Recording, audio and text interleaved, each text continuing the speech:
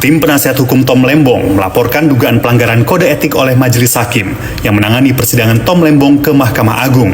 Langkah ini dilakukan agar ada evaluasi, koreksi, dan perbaikan dalam proses penegakan hukum di Indonesia. Ketiga hakim yang menangani sidang Tom Lembong adalah Denny Arsan Fatrika selaku Ketua Majelis Hakim, serta Purwanto S. Abdullah dan Alvis Setiawan selaku hakim anggota. Seperti yang sudah disampaikan oleh Pak Tom Lembong dan Pak Ari Yusuf Amir setelah keluar dari rutan Cipinang, bahwasanya ia tidak ingin bahwa bebasnya dia itu adalah akhir dari perjuangan perbaikan sistem hukum di Indonesia. Dia ingin ada evaluasi, dia ingin ada koreksi. Agar apa? Agar keadilan dan kebenaran dalam proses penegakan hukum di Indonesia ini bisa dirasakan oleh semuanya. Jadi Pak Tom ini tidak semata-mata setelah dia bebas ya udah kita selesai, enggak. Dia komitmen dengan perjuangannya, ada yang harus dikoreksi, ada yang harus dievaluasi.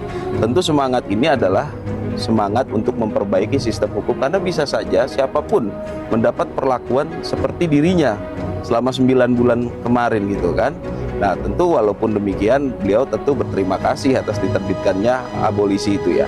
Jadi gini, seluruh majelis hakim yang memutus perkara Pak Tom ini karena tidak ada dissenting di situ adalah kita laporkan semuanya tentu.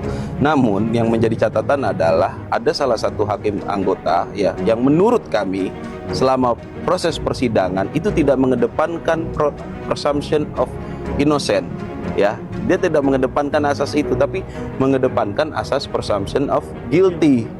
Jadi Pak Tom ini seolah-olah memang orang yang udah bersalah, tinggal dicari aja alat buktinya. Padahal tidak boleh seperti itu proses peradilan gitu kan.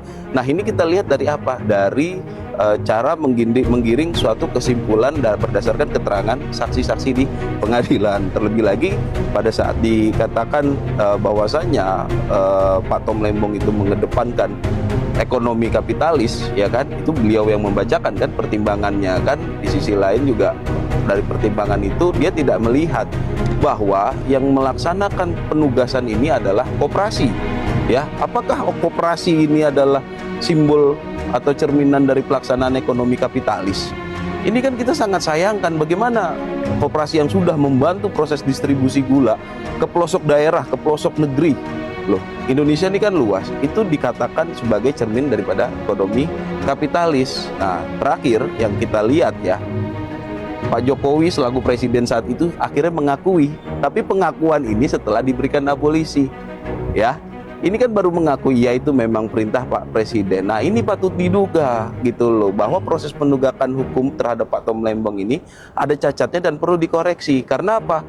Kenapa nggak dari awal Pak Jokowi dimintai keterangan, baik dalam proses penyelidikan, penyidikan, penuntutan, dan proses pemeriksaan saksi di pengadilan gitu. Nah ini yang proses-proses seperti ini yang tidak diharapkan oleh Pak Tom menimpa seluruh masyarakat. Jadi jangan sampai salah tangkap, Pak Tom tidak dalam rangka menyerang majelis, menyerang institusi Mahkamah Agung, institusi kejaksaan atau institusi pengawas data penegak hukum lainnya, tidak dalam rangka itu, tapi dia dalam rangka ini perbaikan evaluasi agar tidak ada lagi masyarakat Indonesia yang mengalami seperti dirinya ya. Ini harus diluruskan, ini semangat ini, dan dia penuhi janjinya. Tadi juga kita sempat bertemu sebentar sama beliau.